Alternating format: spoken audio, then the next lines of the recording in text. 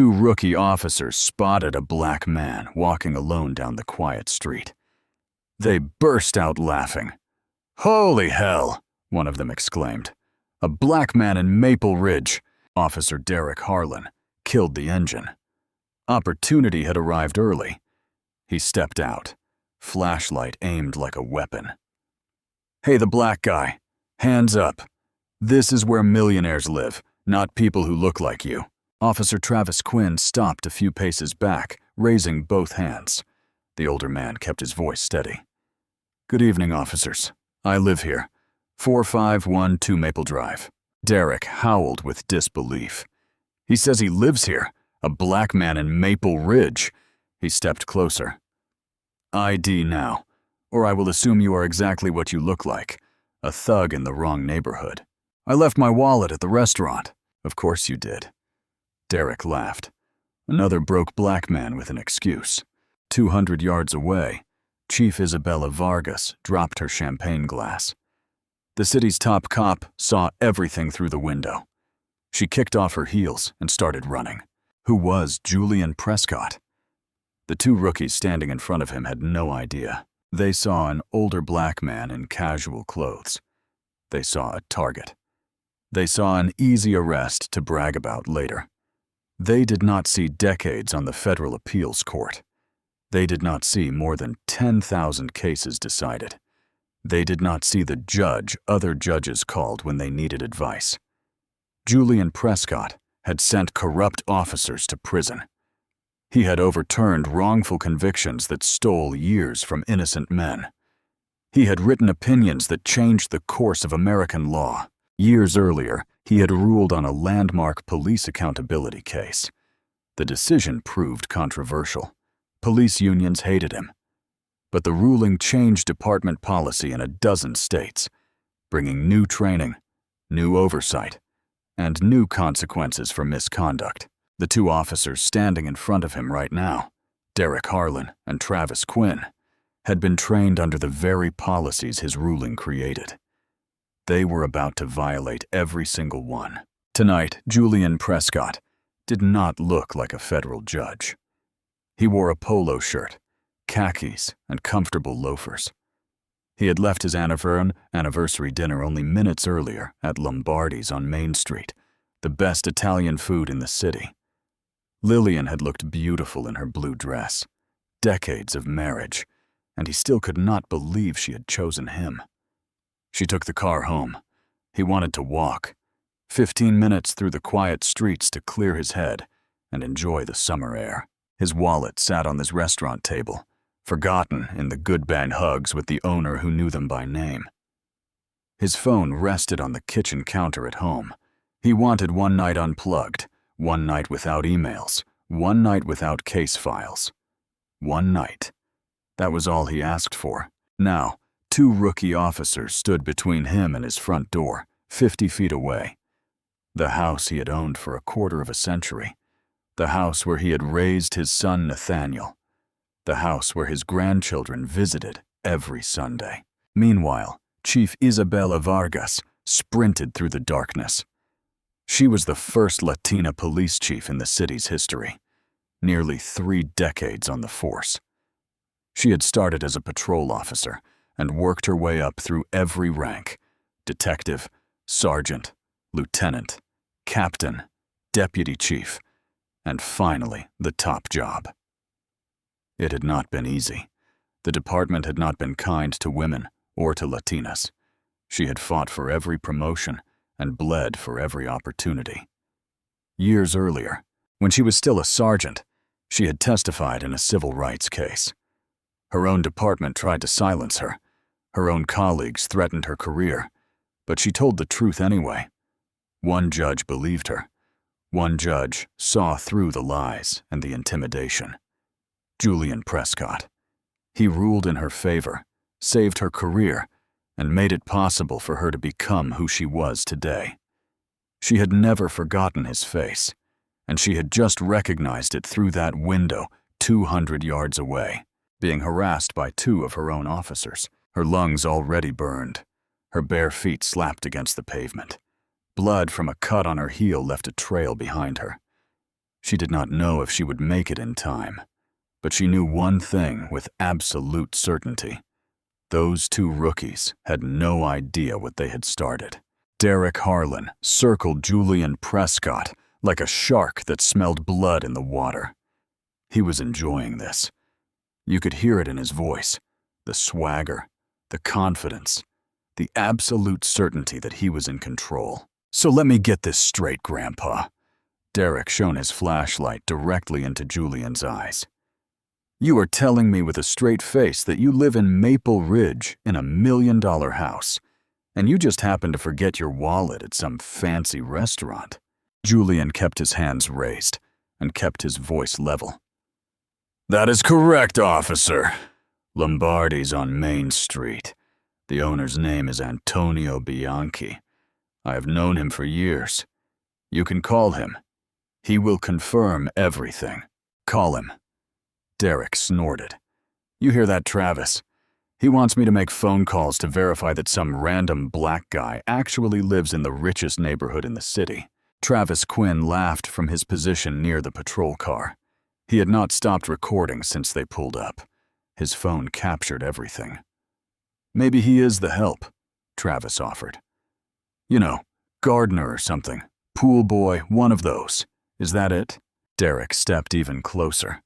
Close enough that Julian could count the pores on his face. You work for someone around here? Clean their gutters? Wash their cars? Scrub their toilets? Julian's jaw tightened, but his voice stayed calm. A lifetime of practice.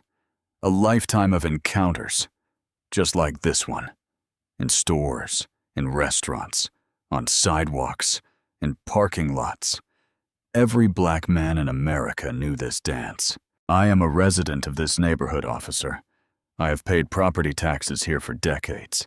I have served on the Homeowners Association. I have attended every block party. My wife, Lillian, and I host the annual 4th of July barbecue in our backyard. 4th of July barbecue? Derek mimicked his tone, mocking, dripping with contempt. Listen to this guy, Travis. He is really committed to the bit. Got the whole fantasy worked out. Wife named Lillian. Block parties. Barbecues. Maybe he has been casing houses for a while. Learned all the details trying to fit in, Travis suggested. That is probably it. Derek nodded. Smart criminal. Stupid enough to get caught, though. A porch light flicked on across the street. Then another. Then 3 more. Faces began appearing in windows. Curtains pulled aside. The commotion had drawn attention. Mrs. Eleanor Whitmore stepped onto her porch. Silver hair, ramrod posture. The widow of Senator Theodore Whitmore, who had served 3 terms before his death. She had lived next door to the Prescotts for years. She had watched Nathaniel grow from a college student to a successful civil rights attorney. She had held Lillian's hand at charity events. She had sat on Julian's porch drinking iced tea and discussing Supreme Court decisions. She knew exactly who those officers had stopped, and her heart dropped into her stomach. She wanted to march over there and scream his title, tell those arrogant young men that they had just made the worst mistake of their lives, that they were harassing a federal judge, that their careers were about to end. But something stopped her. Experience and wisdom. She had seen what happened when men like Derek Harlan were challenged publicly. Their pride took over. They escalated. They got violent. So she did something smarter.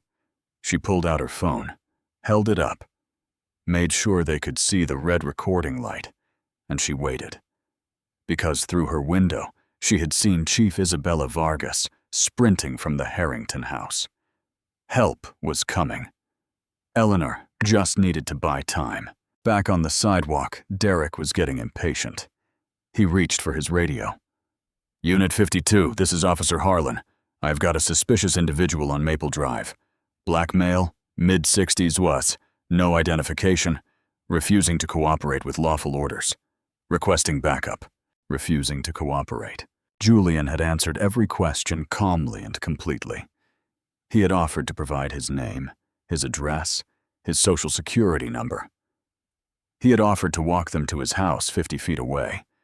But the lie was now on the record, transmitted to dispatch, logged in the system. Official. I'm not refusing anything, officer. Julian kept his hands high and kept his voice steady. I have told you my name, Julian Prescott. I have told you my address, 4512 Maple Drive. I have offered to walk you to my front door, where my wife, Lillian, can confirm everything. Walk you to your house? Derek laughed, sharp and ugly. So you can run? So you can grab a weapon? So you can call your drug dealer friends for backup? What kind of fool do you think I am? I think there has been a misunderstanding. The only thing I understand is this. Derek stepped so close that Julian could smell the coffee on his breath, could see the cruelty in his eyes. I do not care what story you have rehearsed. I do not care what fantasy you have cooked up in your head. I do not care what lies you have got ready. He lowered his voice to a whisper just between them, except his body camera was recording every word. Black men do not belong in neighborhoods like Maple Ridge. Not at night, not in the middle of the day, not ever. You people should stick to your own kind, your own neighborhoods, your own side of town. Julian looked at him, calm, steady, unbroken. Officer, I want you to remember this moment. Derek grinned, wide and confident. Oh, I will, old man. Trust me. I am going to tell this story for years. The night I caught some uppity black guy pretending to be rich. He had no idea. No idea that those words were being recorded. No idea that this moment would indeed be remembered in courtrooms, in news broadcasts, in history books. No idea that 150 yards away, a woman in a torn dress was running faster than she had ever run in her life. Her feet were bleeding. Her lungs were screaming. Her legs were burning. But she was getting closer every second. Not yet. Not yet. Please, not yet. Derek Harlan had made his decision. The games were over. All right, Grandpa. Fun is over. Turn around. Put your hands on the vehicle. Julian did not move. Officer, you have not articulated any reasonable suspicion of a crime. You have no legal basis for. I said turn around. Derek's hand dropped to his taser. His finger hovered over the trigger. Do it now. Or I will light you up like a Christmas tree. Julian Prescott looked at the taser. Looked at Travis's phone still recording. Looked at the neighbors' windows filling with worried faces. Looked at Mrs. Whitmore on her porch. Phone raised. He made a calculation. A calculation every black man in America had made at some point. Resist and risk being shot. Comply and survive. He turned and placed his palms flat on the cold hood of the patrol car. Derek holstered his taser and approached from behind. The pat-down began. Rough, invasive, hands digging into every pocket, squeezing, probing, taking far longer than necessary, far more aggressive than any policy allowed. No wallet, no phone, no ID. Derek sounded almost gleeful, like a child who had found a new toy to break. Nothing but lies and excuses. My wallet is at Lombardi's. My phone is on my kitchen counter. I can prove— Shut up. Derek reached for his handcuffs. The metal glinted in the streetlight. You have the right to remain silent. I suggest you use it. Click. The handcuff bit into Julian's left wrist. Cold, sharp, tight enough to hurt. Click. The right wrist. Judge Julian Prescott. Decades on the federal appeals court, more than 10,000 cases decided. The man whose rulings changed police policy in a dozen states. Stood handcuffed on his own street, 50 feet from his front door, where Lillian was waiting with a cup of decaf, where his grandchildren's drawings hung on the refrigerator, where a lifetime of memories filled every room. Travis, get over here. You're going to want to see this. Travis approached, phone still raised, but now he switched to the front camera. Selfie mode. Derek put his arm around Julian's shoulders, casual and friendly, like they were old buddies at a barbecue. Smile for the camera, Grandpa. Flash. The photo captured everything. 2 grinning young officers in uniform and 1 older black man in handcuffs. Dignified even now. Unbroken even now. Oh, that is perfect. Derek grabbed Travis's phone and studied the image. This is going in the group chat immediately. What should I caption it? He thought for a moment, then grinned. Caught this black guy pretending to live in Maple Ridge. Another one bites the dust. Something like that. Travis was already typing, already adding emojis, laughing faces, celebration icons. The boys were going to love this. Jenkins owed him $20. He said they would not catch anyone good tonight. They laughed together, loud and mocking. The sound echoed down the quiet suburban street, bounced off the million-dollar homes, and filled the summer air with ugliness. Derek grabbed Julian's arm, rough. All right, Grandpa, time for a ride downtown. You can call your imaginary lawyer from the station. They marched him toward the patrol car. Travis opened the back door, the cage where suspects sat. Watch your head, old man. Would not want you to hurt yourself before we get to booking. Derek's hand pressed against Julian's back and started pushing him toward the opening. Officer, stop right there. Mrs. Eleanor Whitmore marched across her lawn, moving with the authority of a woman who once hosted senators in her living room. Derek paused. Julian was half bent toward the car door.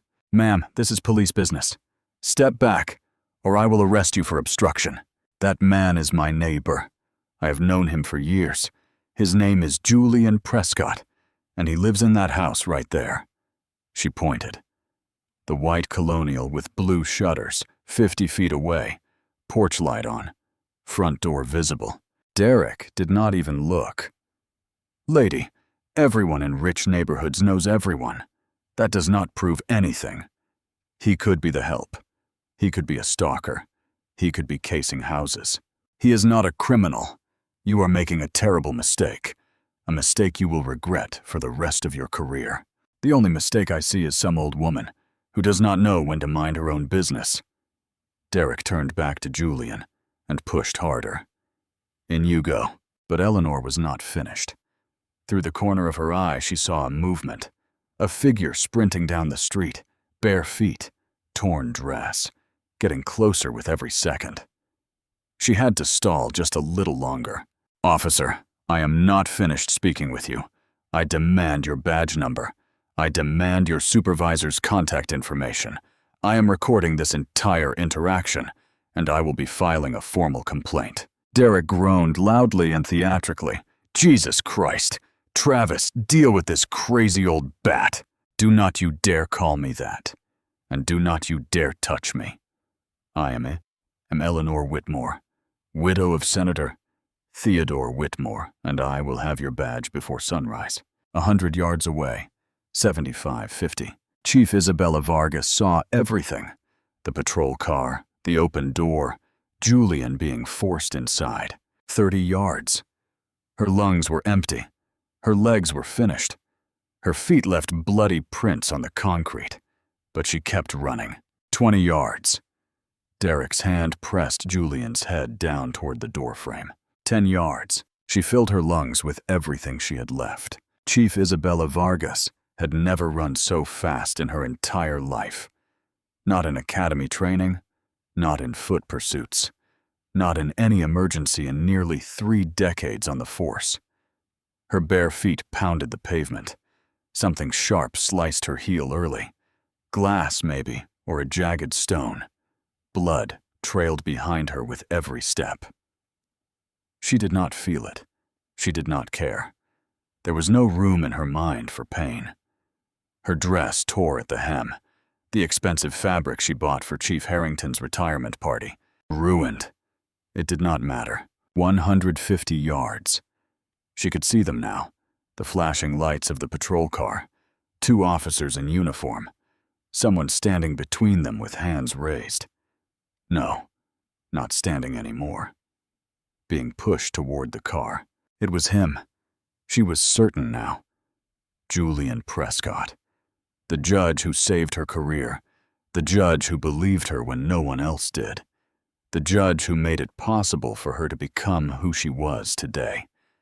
Being arrested on his own street in front of his own home. 100 yards. Her lungs were on fire. Every breath was agony. But she pumped her arms harder and pushed her legs faster. She could hear voices now, raised and angry. That was Eleanor Whitmore. God bless her. Arguing with the officers, demanding badge numbers, threatening complaints, buying time. Precious seconds. 75 yards. She could see Julian's face now. Even from this distance, she could see his dignity, his composure, the way he held himself, even with hands behind his back. Cuffed. They actually cuffed him. Rage flooded through her veins, hot and blinding. These were her officers, her department, her responsibility. 50 yards. One of the officers, the shorter one, Travis, was trying to deal with Eleanor. The other one, Derek, the aggressive one, turned back to Julian. Enough of this circus, in you go. He pushed harder. Julian bent toward the open car door. 30 yards. Isabella's vision narrowed. Everything else disappeared. The houses, the streetlights, the neighbors watching from windows. Only the patrol car existed. Only Julian. Only this moment. Derek's hand pressed on Julian's head, pushing it down toward the doorframe. Standard procedure for putting a suspect in a vehicle. Except Julian was not a suspect.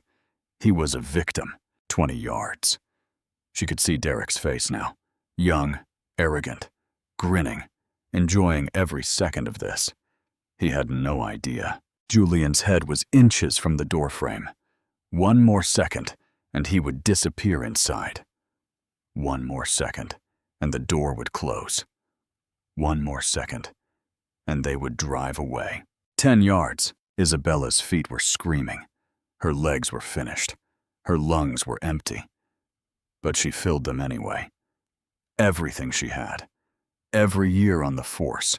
Every ounce of authority she had earned. Every bit of power that badge represented. She opened her mouth. The scream built in her chest, rose through her throat, and exploded into the night. "Stop! That is a judge!" 6 words, 1 breath, 1 explosion. The scream detonated across Maple Drive like a bomb going off. Not spoken. Not shouted. Screamed. Every syllable a thunderclap. Every word a sledgehammer. Windows rattled in their frames. Dogs up and down the street started barking. A car alarm triggered 3 houses away. The quiet suburban night shattered. Derek's hand dropped from Julian's back like he had touched a live wire. Instinct. Pure, animal instinct. The sound of absolute authority would do that to a man. The judge straightened, stepped back from the car door. Slow, deliberate. Dignified even now. Especially now. Travis's phone slipped from his fingers and clattered on the pavement. The screen cracked on impact. He did not notice. He did not care. His face had gone white as chalk. Neither officer moved. Neither spoke. Neither breathed. Every porch light on the street flicked on. 1, 2, 5, 10, 15. Faces appeared in every window. Phones rose in every hand. Recording. Witnessing. Documenting. 1 second of absolute silence. The kind that comes after explosions. The kind that comes before reckoning. Chief Isabella Vargas stood 15 feet away. Her dress was torn. Her feet were bleeding. Her chest heaved with each desperate breath, but her voice was steel. "That man is Judge Julian Prescott, Federal Appeals Court, decades on the bench." Derek's mouth opened, closed, opened again. No sound came out. His brain was trying to process, trying to compute. Failing. "He told you his name. He told you his address. And you laughed. Travis made a sound, something between a whimper and a sob. The reality was starting to hit him. He lives in that house. She pointed. The white colonial with blue shutters, 50 feet away. Porch light glowing for a quarter of a century. Silence. Crushing. Silence. Derek finally found his voice, barely. A whisper. Who are you? She reached into the pocket of her torn dress and pulled out a badge. Gold and heavy. The seal of the city caught the streetlight and gleamed. I am Chief Isabella Vargas. She let that sink in. I am your boss's boss's boss. Derek's knees buckled. He grabbed the patrol car to keep himself upright. His face had gone from white to gray. He looked like he might vomit. Travis was crying now. Actually crying. Tears streaming down his face. Snot running from his nose. Oh God, oh God, oh God. He kept saying it over and over. A prayer to no one. Oh God, oh God. Chief Vargas walked past the frozen officers. They did not dare move. They did not dare speak. They did not dare breathe. She approached Judge Julian Prescott, and for just a moment her voice softened. The steel gave way to something human. Your Honor, I am so sorry. He looked at her. Calm. Composed. Unbroken. Decades of judicial dignity could not be shattered by two ignorant young men. Chief Vargas, you have nothing to apologize for. I should have been faster.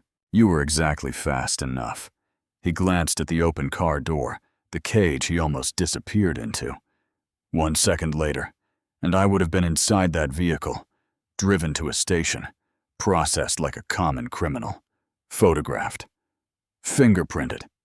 He paused. You saved me from that. Thank you, she nodded. But the weight did not lift. These were her officers, her department, her failure. She turned back to Derek and Travis. Her voice hardened again. Ice and authority. The chief of police addressing two men whose careers had just ended.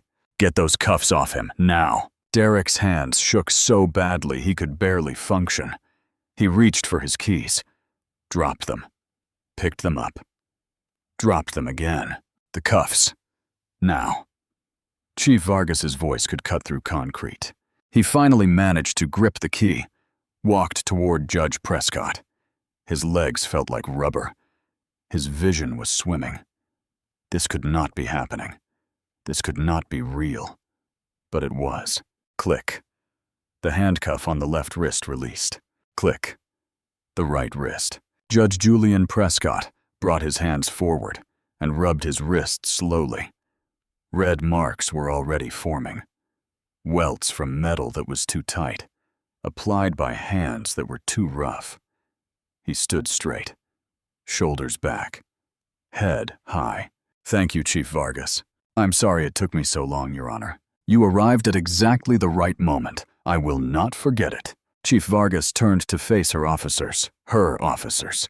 The words tasted like ash in her mouth. Her voice carried down the entire street. Every window was lit now. Every phone was recording. Every neighbor was watching. This is being documented. This moment will never disappear. Do you have any idea what you have done tonight? Derek tried to speak. His voice came out as a croak. Chief, we did not know. He did not say he was a... He told you his name. He told you where he lived. But he had no ID. So you cuffed him. She stepped closer, got in his face. You took selfies with him. You laughed at him. You called him a thug. You said black men do not belong in wealthy neighborhoods. Derek had nothing. There was nothing to say. I heard your radio call, Officer Harlan, refusing to cooperate. Judge Prescott answered every single question you asked. Calmly, politely, completely. She leaned closer. Your body camera was recording. Every word, every laugh, every racist comment. I wonder what Internal Affairs will think when they review it. Derek's legs gave out. He caught himself on the patrol car, barely stayed standing. Travis sobbed louder. I did not mean. I was just... Derek said we should... Chief Vargas pulled out her phone and dialed. The number for internal affairs was in her speed dial. She had never had to use it quite like this. "This is Chief Vargas. I need the full IA team at 4512 Maple Drive, immediately." She listened to the voice on the other end. "2 officers. Wrongful arrest. Assault. Filing a false police report. Civil rights violations." Another pause. The voice asked a question. "Yes, the victim is a federal appeals court judge. Decades on the bench." Silence on the line. Absolute silence. "Ambulance. You heard me correctly. Send everyone now." She hung up. "Badges, weapons, on the hood of the car, both of you." Derek did not move. His brain had stopped processing. Now, his shaking hands reached for his badge, the medal he was so proud of, the authority he abused so freely. He unclipped it and set it on the hood. Clink. His service weapon followed, the gun he kept his hand near all night, the weapon he used to intimidate an innocent man. Travis's badge. Clink. Travis's weapon. 2 badges. 2 guns. 4 items that represented everything they worked for, everything they destroyed in 15 minutes of cruelty. "You are both suspended without pay, effective immediately. You will surrender your department ID cards. You will not speak to anyone, about this incident. You will not contact Judge Prescott or any member of his family. You will not return to the station without explicit authorization. Am I clear?" Derek whispered so quietly it was barely audible. "Yes, Chief." Travis could barely speak through his sobs. Yes, Chief." She looked at them. 24 years old and 23 years old.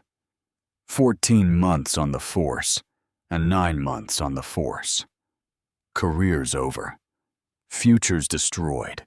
Lives ruined by their own choices, their own words, their own actions. You had every opportunity to do the right thing tonight. Every single opportunity. Judge Prescott was calm. He was cooperative. He was respectful. She paused. "And you chose to mock him, to humiliate him, to arrest him, because he was black in a wealthy neighborhood at night." She stepped back. "Get out of my sight. Go home. Do not leave your residences. Wait for the call from internal affairs." They walked away, slowly, shoulders slumped. Travis still crying. Derek stumbling like a drunk. The street watched them go. Every eye, every phone, every witness. Mrs. Eleanor Whitmore finally lowered her phone. 8 minutes of continuous video. Every word captured. "Got it all, Isabella." "Thank you, Eleanor." Chief Vargas exhaled. The adrenaline was fading. The exhaustion was setting in. "Thank you for stalling them. I saw you running. I knew you needed time. You gave it to me. You may have saved Judge Prescott's life tonight." Eleanor looked at Julian, at the red marks on his wrists, at the dignity in his eyes. "Some things are worth fighting for." The front door of the white Colonial opened. Lillian Prescott stepped onto the porch. She saw her husband, saw the patrol car, saw the crowd, saw the blood on Chief Vargas's feet. She ran to him, threw her arms around him, and held him like she would never let go. "Julian! Julian, what happened? Are you okay? Are you okay? What did they do to you?" He held her back, pulled her close, and buried his face in her hair. "I'm fine, Lillian. I am fine now." But he looked down at his wrists, at the marks that were already turning purple. The physical wounds would heal. The memory never would. Internal Affairs arrived in half an hour. Not the usual single investigator. A full team. 6 people. Supervisors. Senior investigators. The department's best. They knew who the victim was. They knew what was at stake. They knew the entire country would be watching. Body cameras were collected and sealed in evidence bags. Cell phones were subpoenaed and surrendered. Witness statements began immediately. Judge Julian Prescott sat on his own porch. Finally home. Finally safe. Lillian sat beside him, her hand in his. Decades of marriage. She had not let go of him since she came outside. Their son, Nathaniel, arrived. He drove 90 miles an hour from the city. Civil rights attorney. Graduated top of his class at Yale Law. Built his career on cases exactly like this one. He had never imagined he would be building a case for his own father, Dad. He embraced him long and tight, the hug of a son who almost lost his father tonight. I am so sorry. It is not your fault, Nathaniel. It is not yours either. Nathaniel's jaw was tight. His eyes were hard. This is the department's fault, the system's fault, and they are going to pay for it. Chief Vargas approached the porch. Her feet were now bandaged. Someone brought her shoes, but she had not put them on. The pain kept her focused. Your Honor, I cannot apologize enough for what happened tonight. Isabella, you have nothing to apologize for. You stopped it. I should have been faster. You ran 200 yards barefoot in the dark. You arrived at exactly the moment that mattered. He paused. 2 seconds later, I would have been inside that car, driven away like a criminal, photographed, fingerprinted, thrown in a holding cell. He looked at his wrists. You saved me from that. That is what matters. Inside the mobile command unit parked on the street, the evidence began to stack, layer by layer, piece by piece. An avalanche building. Layer 1. Body camera footage. The lead investigator, Lieutenant Rebecca Sloan, watched Derek Harlan's camera first. She had been with Internal Affairs for years. She had seen bad cops. She had seen corruption. She had seen abuse. She had never seen anything like this. A black man in Maple Ridge. Opportunity came early. She watched Julian's response. Calm, cooperative, respectful. Good evening, officers. I live here. 4512 Maple Drive. She watched Derek laugh. She watched Travis laugh. She watched the pat-down. Far too long. Far too aggressive. Violations of at least 4 department policies. She watched the handcuffs go on. Click. Click. On a man who committed no crime. Then she reached the whisper. Derek leaning close, his lips near Julian's ear. Black men do not belong in neighborhoods like Maple Ridge. Not at night. Not in the middle of the day. Not ever. You people should stick to your own kind. Lieutenant Sloan paused the footage and turned to her team. That is not just misconduct. That is a confession. Textbook racial discrimination. In his own words, on his own camera. The footage continued. The selfie setup. Derek's arm around the judge. Both officers grinning at the camera. Send that to the group chat. Caption it. Caught this black guy pretending to live in Maple Ridge. That is evidence of intent, another investigator said. Premeditated humiliation. Federal civil rights violation. This is going to the Justice Department. Layer 2. Travis Quinn's phone.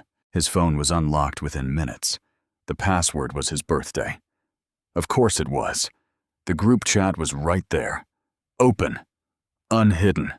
Like they never imagined anyone would ever see it. The selfie appeared. Hearts. 3 laughing emojis. A crying laughing face. A clapping hands icon. The responses started coming almost immediately. Other officers. Other members of the department. LOL. Nice catch, bro. Teach him what happens when they wander into nice neighborhoods. Did he cry? They always cry. Make sure he remembers his place. That is what happens when you get uppity. One less thug on the streets tonight. Lieutenant Sloan scrolled through the chat. Her face got harder with every message. More photos. Other stops. Other black men in handcuffs. Other trophies, collected over months. Hey, got another one on 5th Street. Old guy kept saying he was a doctor. LOL. Sure you are, buddy. Picked up this kid in Westwood. Dad supposedly owns a business. Yeah, right. In that neighborhood. Classic. Another black guy with a story. They all have stories. It was not just Derek and Travis. It was 18 officers. Hundreds of messages, months of documented racism, a culture, a system, a rot that went deep. "We are going to need a lot more warrants," Lieutenant Sloan said quietly. Layer 3. Neighbor evidence. Mrs. Eleanor Whitmore's video ran more than 8 minutes. Unbroken. Perfect audio. Wide angle that captured the entire scene. Derek's swagger. Travis's phone. Julian's dignity. The cuffs going on. The selfie. The laughter. And then Chief Vargas sprinting into frame. Barefoot. Dress torn. Desperate. "Stop! That is a judge." The scream was perfectly captured. The officers freezing. Derek's hand dropping. The moment the world shifted. Other neighbors submitted their videos. 6 total. Multiple angles. Multiple confirmations. One captured Travis's face when Chief Vargas showed her badge. Pure animal terror. Another caught Derek's legs buckling, his hand grabbing the car for support, unable to stand. A third showed the handcuffs being removed, the red marks on Julian's wrists, the dignity on his face. Undeniable, uneditable, everywhere. Layer 4. The paper trail. Restaurant receipt from Lombardi's on Main Street. Table for 2. 2 glasses of wine. Pasta primavera. Chicken piccata. Anniversary dinner for Mr. and Mrs. Prescott. Credit card statement. Julian Prescott. Confirmed. Home security footage from the Prescott residence. Julian leaving in the evening. Returning. Well, he never made it inside. Phone records from the Prescott's landline. Julian's cell phone never left the house. Just as he said. His wallet found by restaurant staff the next morning. Returned with apologies and a gift card for their next visit. Decades of property tax records. Julian and Lillian Prescott. 4512 Maple Drive. Voter registration. Driver's license history. 25 years of utility bills. Every claim verified. Every statement confirmed. Every word proven true.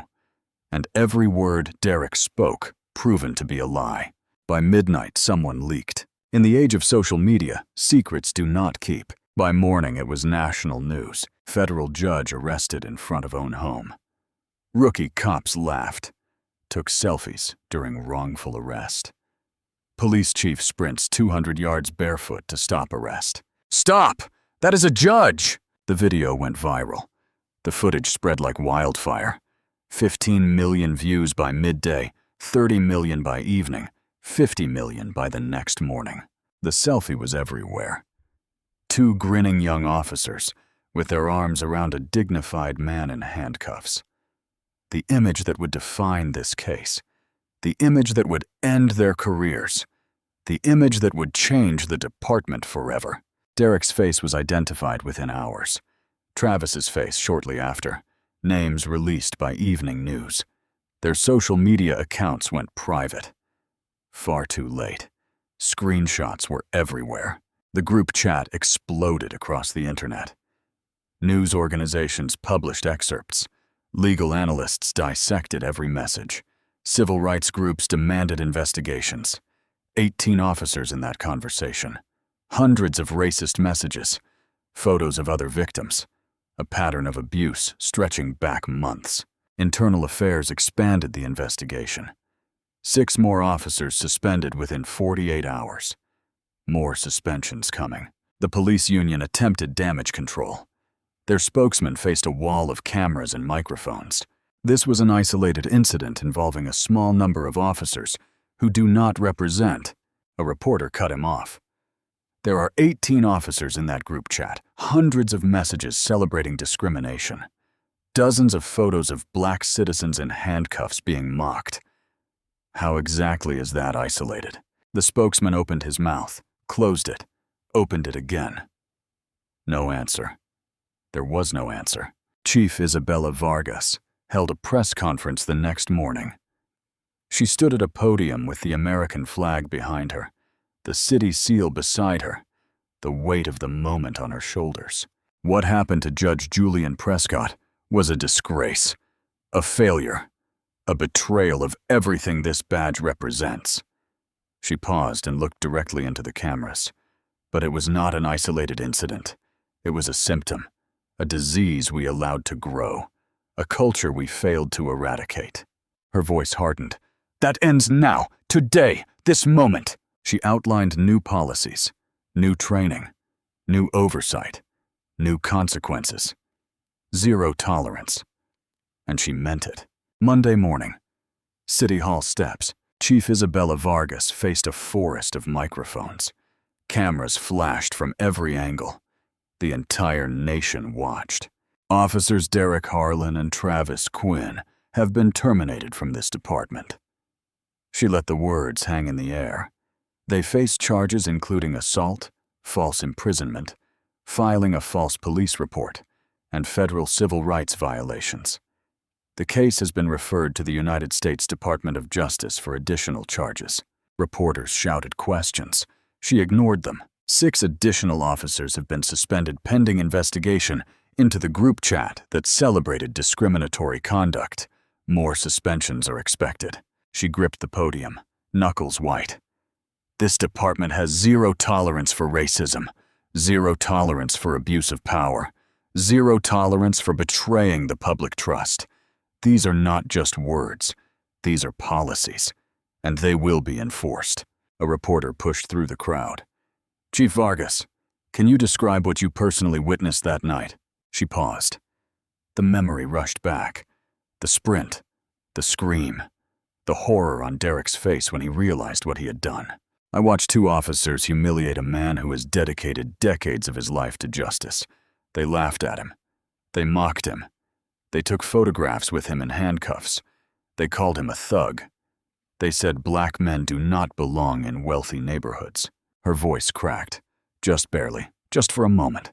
That man was Judge Julian Prescott, a federal appeals court judge, a pillar of this community, a man who has given his life to upholding the law. She steadied herself. He deserved better. Every citizen deserves better, and I will spend the rest of my career making sure they get it. 2 weeks later, a courtroom. The tables had turned. Derek Harlan and Travis Quinn sat at the defense table. Wrong side of the bench now. They wore suits instead of uniforms. Their wrists were free, but their futures were not. The judge presiding was Honorable Miriam Cross, a colleague of Julian Prescott, assigned by random lottery. Justice was sometimes poetic. Bail was set higher than their lawyers expected. Both made it. Barely. Their families mortgaged houses, emptied savings accounts. Derek's lawyer attempted a defense. Your Honor, my client was simply following standard procedure for a suspicious.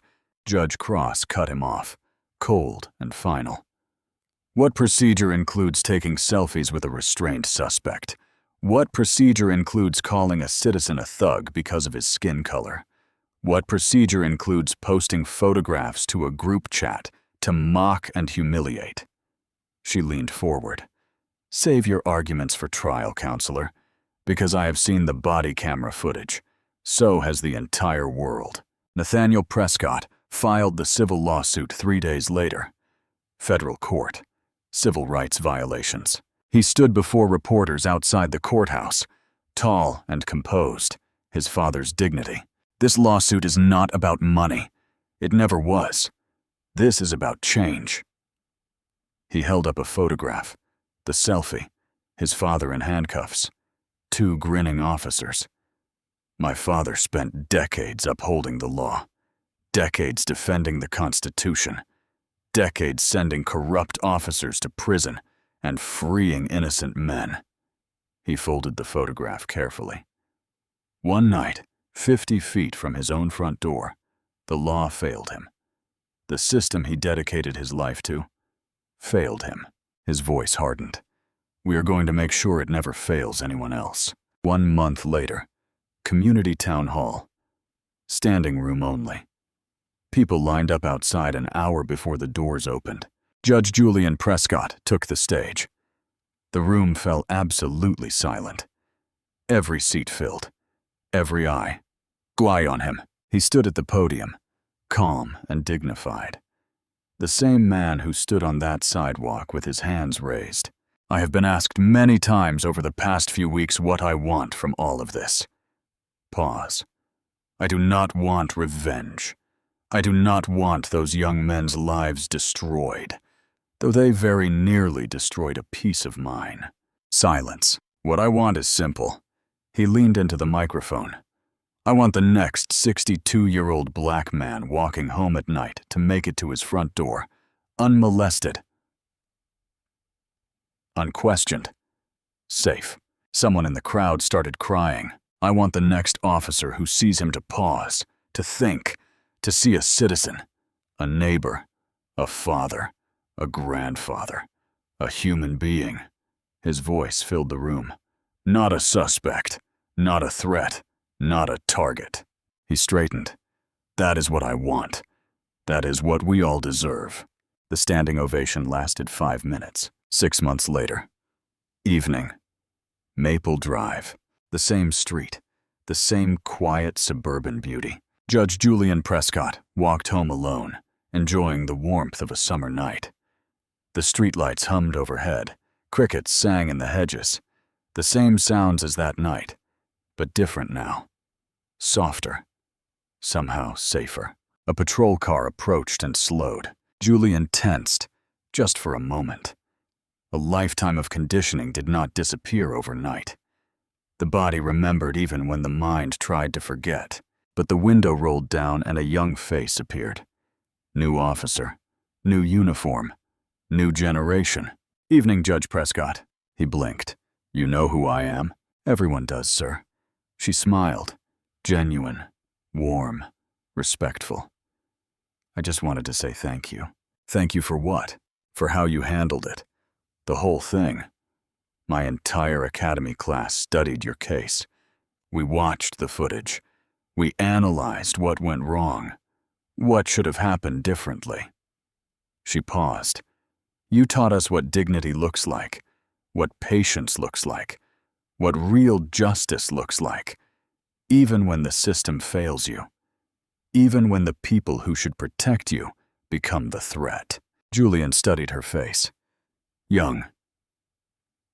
Earnest. Hopeful. What is your name, officer? Reyes, sir. Sophia Reyes. 4 months on the force. 4 months. He nodded slowly. You've got a long career ahead of you, Officer Reyes. I hope so, sir. I'm going to try to do it right. Then remember this. He stepped closer. His voice was soft but certain. The voice of decades on the bench. The voice of 10,000 cases decided. The badge gives you power. Real power. Life and death power. He paused. But power without respect is just violence waiting to happen. Never forget that. She nodded, absorbing every word. I will not, sir. I promise you, I will not. A moment of silence. 2 strangers connected by history. Have a good night, Your Honor. You too, Officer Reyes. Stay safe out there. The patrol car pulled away. Julian watched it go. Then he kept walking. His front door appeared. The white colonial with blue shutters. The house he had owned for a quarter of a century and 6 months now. Lillian waited on this porch. Rocking chair. Glass of lemonade. Watching for him like she did every night. How was your walk? He climbed the steps and kissed her cheek. Peaceful. He smiled. Actually, peaceful this time. She hugged him and held on a little longer than usual. She still did that. Every night since it happened. I'm proud of you, Julian. For what? For not letting them make you bitter. For taking something terrible and turning it into something that might actually change the world. He held her back and breathed in the scent of her hair. I had help. A lot of help. Inside the television, murmured news coverage of the new training program, mandatory for all officers, named after the case. The Prescott Protocol. Change. Real change happening. Julian looked at his wife, at his home, at the street where everything happened. They tried to humiliate me, Lillian. They tried to make me feel small. Make me feel like I did not belong in my own neighborhood, like I was less than human. He paused. Instead, they made me loud. She took his hand. The whole country heard you, Julian. Maybe that is enough. Maybe it is not. He squeezed her fingers. But at least now they are listening. He looked out the window down Maple Drive, where two rookie cops once laughed at a black man walking home. They were not laughing anymore, and somewhere out there tonight, another 62-year-old black man walked home, unmolested, unquestioned, safe, because sometimes the worst night of your life becomes the reason things finally change. Julian Prescott closed the door. Tomorrow, more work, more cases, more justice. But tonight, peace, earned.